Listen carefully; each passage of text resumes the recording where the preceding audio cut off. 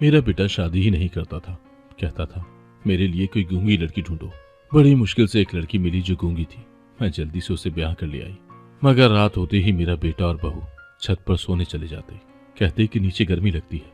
मगर जब बहू नीचे आती तो बहुत थकी हुई होती और इशारे से मुझे भी कुछ समझाना चाहती तो मेरा बेटा उसे डांट कर अंदर ले जाता। अब मुझे शक होने लगा था क्योंकि बहू दिन ब दिन कमजोर होती जा रही थी। एक रात बूढ़ी हड्डियों के साथ हिम्मत करके मैं छत के ऊपर पहले से छुप कर बैठ गई। कुछ देर बाद बहू और बेटे को देखकर मेरी जान निकल गई क्योंकि मैं तो अपने बेटे की उस जिद से अब तंग आ चुकी थी कि जब भी उससे कहती कि मैंने तुम्हारी शादी के लिए एक लड़की तलाश कर ली है जो बहुत ही खूबरू है, तो मेरी बात सुनकर मेरा बेटा कहता, अम्मी मुझे हसीन लड़की नहीं चाहिए, मुझे एक गूंगी लड़की चाहिए। मैं गूंगी लड़की को ही अपनी दुल्हन बनाऊंगा।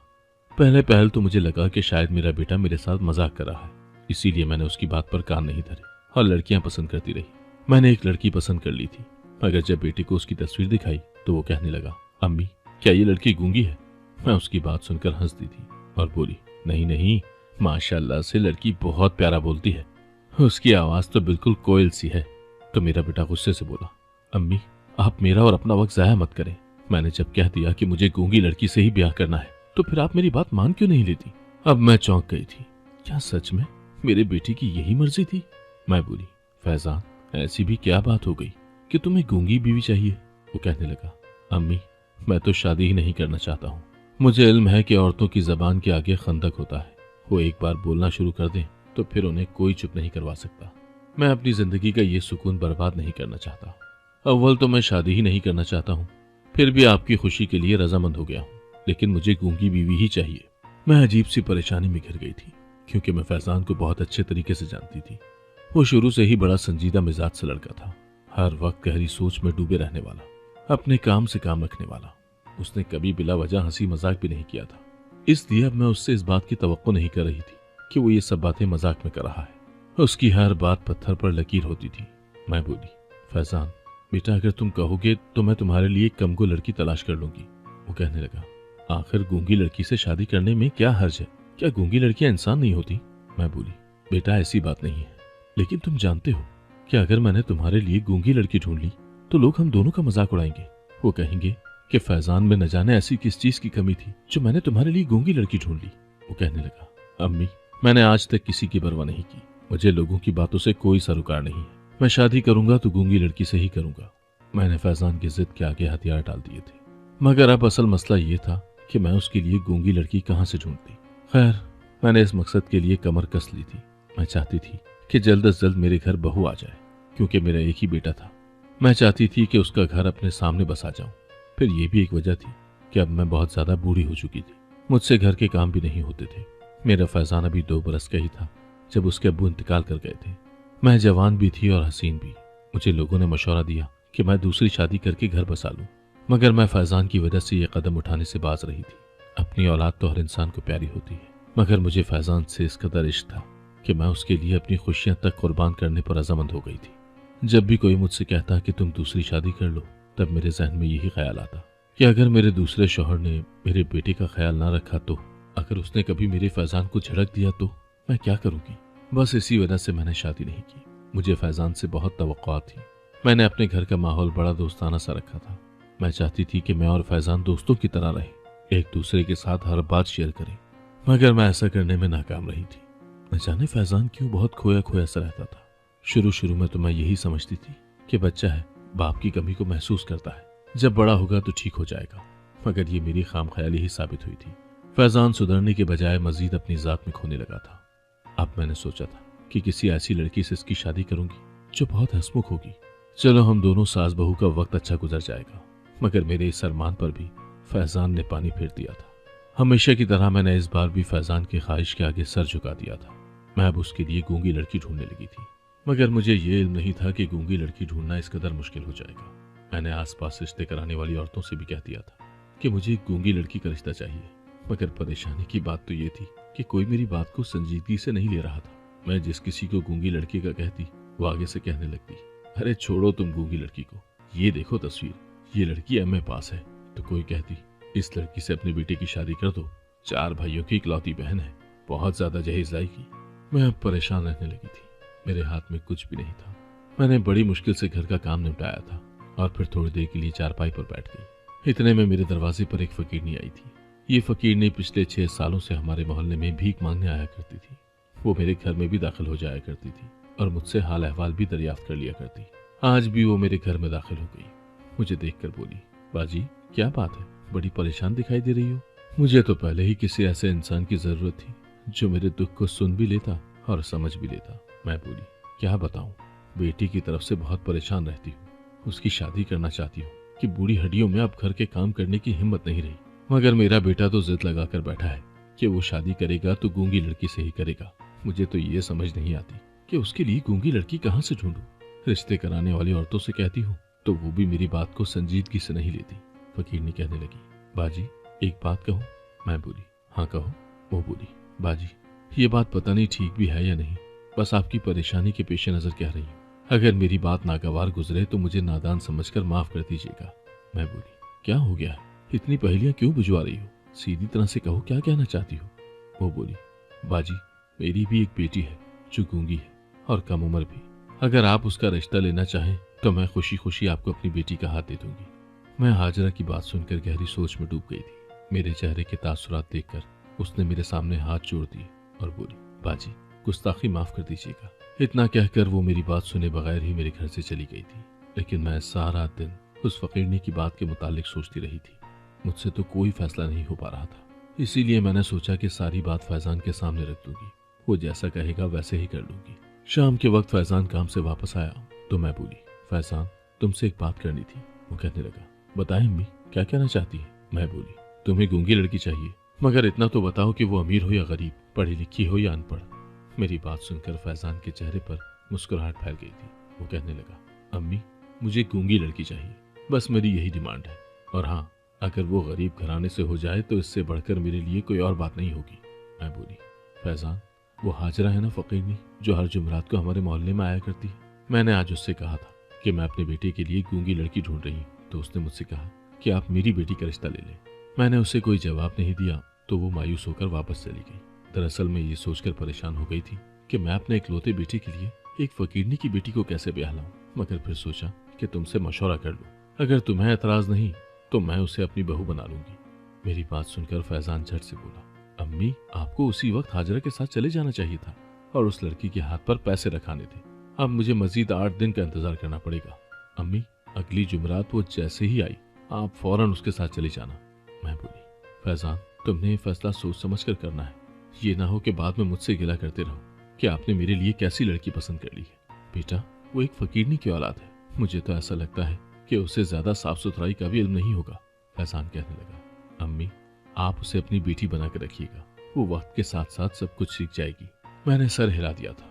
फैजान उठकर मुंह हाथ धोने चला गया, जबकि मैं फैजान के मुतालिक सोचने लगी थी कि न जाने इसे क्या हुआ था कि वो एक फकीरनी की बेटी से भी शादी करने के लिए तैयार हो गया था। फिर दिन गुजरते रहे।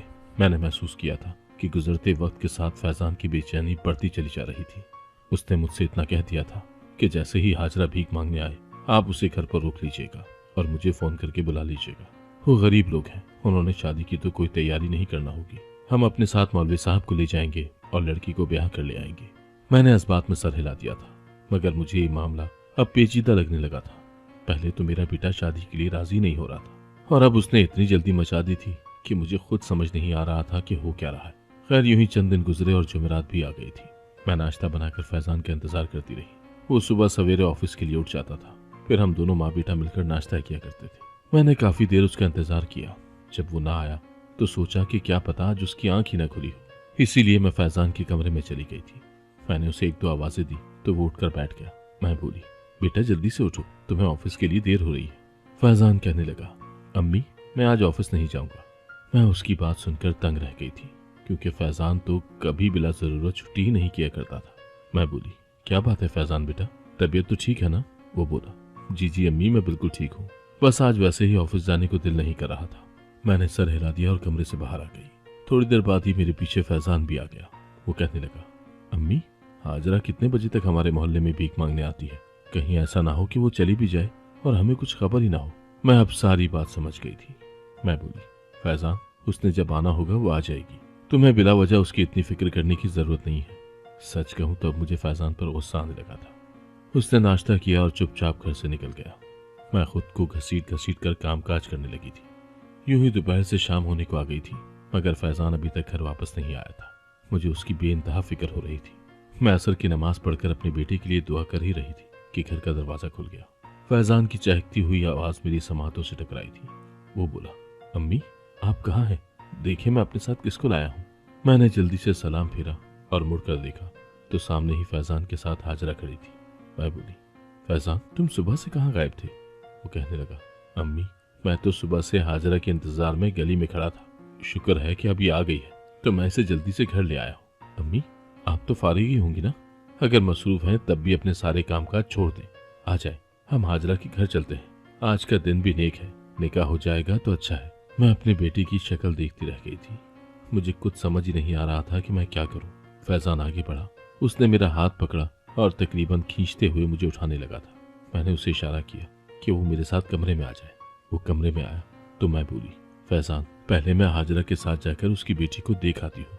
न जाने वो तुम्हारे लायक भी है या नहीं। अगर ये रिश्ता मेरी समझ में आ गया तो कल हम दोनों माँ बेटा जाकर उस लड़की को रुखसत कर लाएंगे। फैजान ने जोर जोर से नफी में सर हिला दिया था। वो कहने लगा, सवाल ही पैदा नहीं होता। बस मैंने तय कर लिया है कि मैं शादी करूंगा तो हाजरा की बेटी के साथ ही करूंगा और आज ही करूंगा। आप उठें, हमारे पास ज्यादा वक्त नहीं है। मैं शशुपंज का शिकार थी। मैं बोली, फैजान क्या ये तुम्हारा आखिरी फैसला है?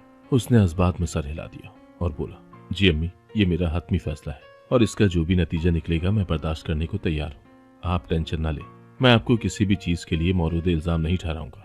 मैं अब अपनी औलाद के आगे बेबस हो चुकी थी, इसीलिए सर पर बड़ी सी चादर ली और कमरे से बाहर निकल आई। बाहर ही हाजरा बैठी थी जो मेरे घर का जायजा ले रही थी। खैर फैजान ने मोहल्ले के मौलवी को साथ लिया और अपने दोस्तों को गवाह के तौर पर लिया। हाजरा हमें शहर से दूर एक वीराने में ले आई थी जहाँ जा बजा गंदगी के ढेर फैले हुए थे। मैं खुद को कोसने लगी थी कि मैंने फैजान को इस रिश्ते के मुतालिक क्यों बता दिया। खैर बहुत लंबा सफर करने के बाद हम एक ऐसी जगह पर पहुंच चुके थे जहां पर बेशुमार झुग्गियां लगी हुई थी। हाजरा हमें एक झुग्गी में ले गई थी। वो झुग्गी बच्चों से भरी पड़ी थी। फिर हाजरा ने अपनी बेटी को आवाज दी थी। वो कहने लगी, सकीना कहाँ हो, इधर आओ। थोड़ी देर बाद ही एक कम उम्र सी लड़की हमारे सामने आ गई थी। वो लड़की इतनी खूबसूरत थी कि उसको देखकर जी नहीं भरता था। हाजरा कहने लगी, बाजी ये मेरी बेटी है सकीना, ये गूंगी है। मैंने सकीना को देखा तो जी चाहा कि इसको फौरन अपनी बहू बनाकर साथ ले जाऊं। मैं हाजरा से बोली, मुझे तुम्हारी बेटी बहुत पसंद आई है। फिर मैंने फैजान से आंखों ही आंखों में इस रिश्ते के मुतालिक इस्तफसार किया तो उसने भी हामी भर दी थी। यूं ये निकाह शुरू हुआ। हाजरा ने हमारी खातिर तवाज़ो ताज़ा ताज़ा जलेबी से की थी और बड़ी सादगी से मैं फैजान की बीवी ब्याह कर ले आई थी। सकीना एक बहुत ही खूबसूरत लड़की थी, मगर उसका लिबास इतना अच्छा नहीं था, या यूं कह दूं कि वो हमारे घराने के मुताबिक नहीं था। मैंने उसके लिए रेडीमेड चंद कपड़े ले लिए थे। उसके लिए सुर्ख रंग का फ्रॉक भी खरीद लाई थी और फिर उसे हिदायत की थी कि अच्छी तरह से गुस्ल कर लो, अपने बालों को 2-3 बार शैम्पू के साथ धो लो ताकि इसमें थोड़ी चमक आ जाए। उसने सर हिला दिया और नहाने के लिए चली गई। वो आधे घंटे बाद जब बाथरूम से निकली तो वो बिल्कुल ही पहचानी नहीं जा रही थी।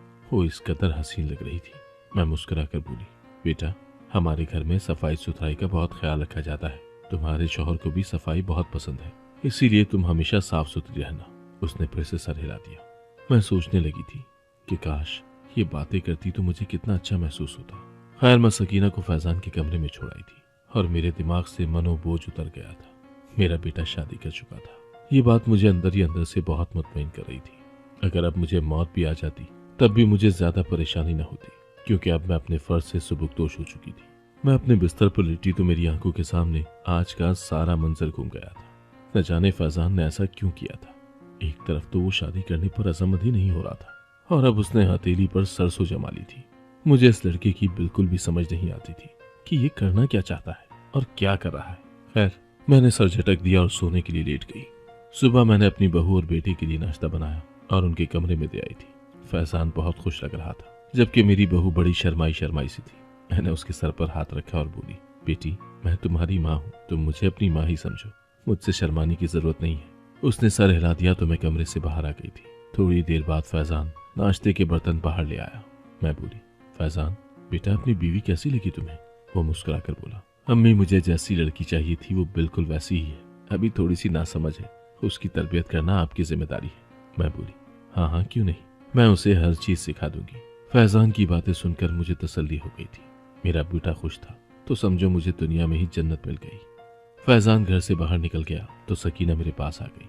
उसने मेरे हाथ से बर्तन ले लिए और इशारे से कहने लगी कि आप ये बर्तन छोड़ दें, इनको मैं धो दूंगी। मैं बोली, नहीं बेटी, अभी तो मैं तुम्हें अपने घर में पूरा पूरा आराम कराऊंगी और फिर तुमसे मीठा बनवाऊंगी। उसके बाद तुम काम करती रहना। मुझे ये बताओ, तुम्हें खीर बनानी आती है? खीर तुम्हारे शौहर को बहुत पसंद है। उसने उदासी से नफी में सर हिला दिया तो मैं बोली, फिक्र की बात नहीं, मैं तुम्हें सिखा दूंगी। दिन तो ठीक ही गुजर गया, मगर जो ही रात हुई तो मेरा बेटा बोला, अम्मी आज मैं और सकीना छत पर सोएंगे। कल भी सारी रात बहुत गर्मी लगती रही। मैं फैजान की बात सुनकर हैरान हो गई थी, क्योंकि सर्दियों की आमद थी। अब तो मैं भी कमरे में सोने लगी थी। रात को उठकर कमरे का पंखा भी बंद कर दिया करती थी, क्योंकि मुझे बड़ी ठंड लगने लगती थी। खैर मैंने फैजान से ये बात नहीं कही। मुझे लगा कि शायद मियाँ बीवी को प्राइवेसी चाहिए होगी, तभी वो छत पर जाने की बात कर रहा है। वो दोनों मियाँ बीवी छत पर चले गए तो मैं अपने कमरे में आ गई। सुबह जब सकीना नीचे आई तो वो बहुत ज्यादा थकी हुई लग रही थी। कल तो वो इस टाइम बड़ी हशाश बशाश थी। मैंने सकीना का हाथ पकड़ लिया और बोली, बेटा क्या बात है, तुम मुझे कुछ बुझी बुझी सी लग रही हो, क्या ऊपर सर्दी लग रही थी? सकीना मुझे इशारे से कुछ बताने लगी तो फैजान ने उसे झड़क दिया और बोला, सुबह सुबह तुम क्या बातें करने खड़ी हो गई हो? चलो अपने कमरे में जाओ, मुंह हाथ धोकर बाहर निकलना। उसने जल्दी से अपना हाथ छुड़ाया और कमरे में चली गई। मुझे फैजान का ये रवैया अच्छा नहीं लगा था, मगर मैंने सर झटक दिया और नाश्ता बनाने लगी। नाश्ता लेकर जब मैं फैजान के कमरे के पास पहुंची तो मेरी समातों से उसकी आवाज टकराई थी। वो गुस्से से गुर्रा रहा था। कहने लगा, सकीना एक बात तुम याद रखना, हम दोनों मियाँ बीवी के दरमियान जो कुछ भी है वो हम दोनों के दरमियान ही रहना चाहिए। मैं तुम्हें इस बात की हरगिज़ इजाजत नहीं देता कि तुम हमारी पर्सनल बातें मेरी वालदा से या अपनी वालदा से शेयर करती फिरो। तुम ये ना समझना कि मैं घर से बाहर चला जाऊंगा तो मुझे इल्म ही नहीं होगा कि तुमने मेरी माँ को क्या बताया है। अगर मुझे कुछ भी ऐसा वैसा मालूम हुआ तो मैं तुम्हें तलाक दे दूंगा। मैं तो फैजान की बातें सुनकर ही दंग रह गई थी। मैं थोड़ी देर बाद गला खनकार कर उनके कमरे में दाखिल हो चुकी थी। मेरे सामने फैजान बिल्कुल नॉर्मल था, बल्कि सकीना के साथ भी हंस हंस कर बातें कर रहा था। उनको नाश्ता देकर मैं बाहर आ गई और सोचने लगी कि न जाने फैजान की तरबियत में मुझसे कहाँ कमी रह गई है। चंद दिन गुजरे तो सकीना ने मुझसे जिद की कि वो अब घर के कामकाज करना चाहती है, इसलिए वो खीर सीखना चाहती थी। मैंने इस बार ज्यादा इनकार नहीं किया और उसे किचन में अपने साथ ले गई। हम दोनों मिलकर काम कर रही थी। तब मैंने अपनी बहू के चेहरे को बड़े गौर से देखा था। उसका चेहरा मुझे मुरझाया हुआ लगा था। आंखों के नीचे हल्के पड़ चुके थे जो उसकी बेखाबी के गवाह थे। चेहरा जर्द हो गया था उसका। मेरे घर में हर चीज थी, खाने पीने की कोई कमी नहीं थी, मगर सकीना मेरे घर आकर बहुत कमजोर हो गई थी। इससे तो अच्छी शायद उसकी झुग्गी में थी, जहाँ उसकी माँ मांग कर लाती थी मगर अपने बच्चों का पेट भर देती थी। आज फैजान भी ऑफिस गया हुआ था, इसीलिए मैंने सोचा कि तफसीली तौर पर सकीना से पूछती हूँ कि उसे इस घर में किस चीज की कमी है, वो क्यों परेशान रहती है। मैं बोली, बेटा खाना पेट भरकर नहीं खाती तुम? ऐसा लगता है शायद मेरे हाथ की हांडी तुम्हें पसंद नहीं आती। उसने जल्दी से नफी में सर हिलाया और मुझे इशारों से बताने लगी कि मैं तो पेट भर कर खाना खाती हूँ, आप बहुत मजे मजे की चीजें बनाती है। मैं बोली, फिर तुम इस कदर कमजोर क्यों हो गई हो? तुम्हारी अम्मी जब मुझसे पूछेंगी कि मेरी बेटी इतनी कमजोर क्यों हो गई है तो मैं उसे क्या जवाब दूंगी? सकीना की आंखें एकदम से भीग गई थी। उसने मुझे इशारे से बताया कि मुझे फैजान से बहुत डर लगता है। उसकी बात सुनकर मैं बहुत ज्यादा परेशान हो गई थी। मैं बोली, क्यों? फैजान से डर क्यों लगता है? उसने तुमसे कुछ कहा है? सकीना एकदम से फूट फूट कर रोने लगी और मेरे सीने से लग गई थी। उस बच्ची की ये हालत मुझसे देखी नहीं जा रही थी। मैं बोली, क्या बात है सकीना, मुझे खुलकर बताओ, मैं फैजान के कान खींचूंगी। उसने मेरे सामने हाथ जोड़ दिए और मुझे समझाने लगी कि आप इन बातों का जिक्र फैजान से मत कीजिएगा, नहीं तो वो मेरे साथ बुरा सलूक करेंगे। मैंने उसे यकीन दहानी करवाई कि ऐसा कुछ भी नहीं होगा, तुम बेफिक्र रहो। उसके बाद मैंने भी सकीना से मजीद जांच पड़ताल नहीं की थी। शाम में फैजान आया तो मैं इन दोनों मियाँ बीवी के तमाम मामलात का गौर से जायजा लेने लगी थी। मुझे साफ नजर आ रहा था कि उनके दरमियान कुछ न कुछ तो गड़बड़ जरूर है। मैंने भी सोच लिया था कि आज मैं इस रात से पर्दा हटाकर ही रहूंगी। रात हुई तो फैजान और सकीना छत पर सोने के लिए चले गए, जबकि मैं ऐसी शशोपंज में मुब्तला थी कि अब मुझे क्या करना चाहिए। आखिरकार मैं इस फैसले पर पहुंच गई कि मुझे छत पर जाकर अपनी आंखों से देखना चाहिए कि आखिर माजरा क्या है। यूं मैं घुटनों की मरीज बड़ी मुश्किल से सीढ़ियां चढ़ने लगी थी। एक एक कदम उठाकर जब मैं छत पर पहुंची तो सामने का मंजर देखकर दहली गई थी। एक बड़ा सा गोल दायरा था जिसके इर्द गिर्द आग चल रही थी।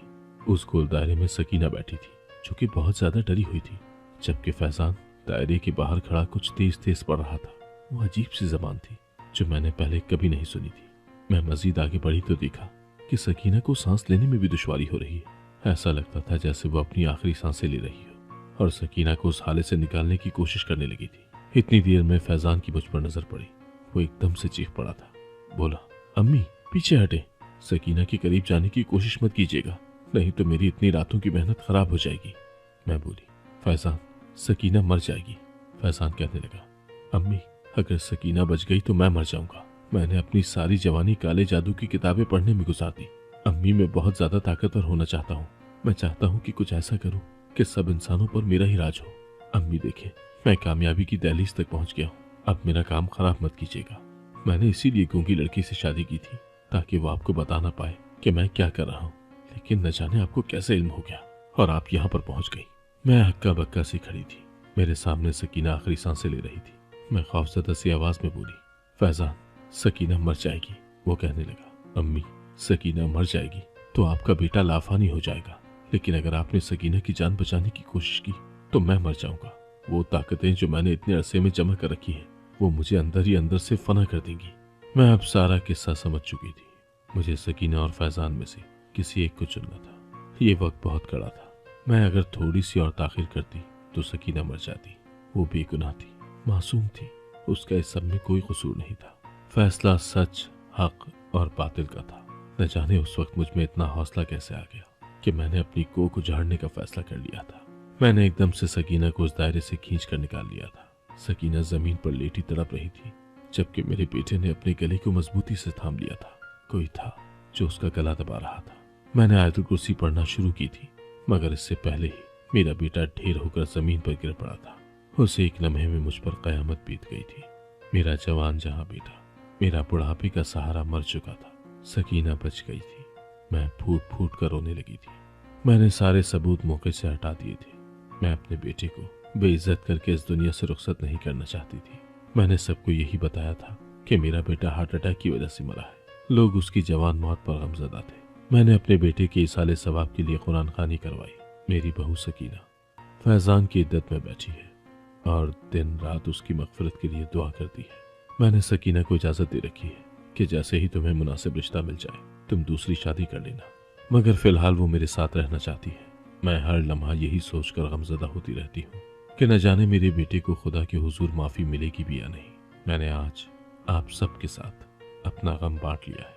आप मेरे बेटे के लिए दुआ कीजिएगा। अगर आपको आज की कहानी पसंद आई है तो वीडियो को जरूर लाइक कीजिएगा और अपने दोस्तों के साथ भी शेयर कीजिएगा। और हाँ, अगर आपने अभी तक हमारा चैनल सब्सक्राइब नहीं किया तो जरूर सब्सक्राइब करें। मिलते हैं कल एक नई और दिलचस्प कहानी के साथ। अल्लाह हाफिज।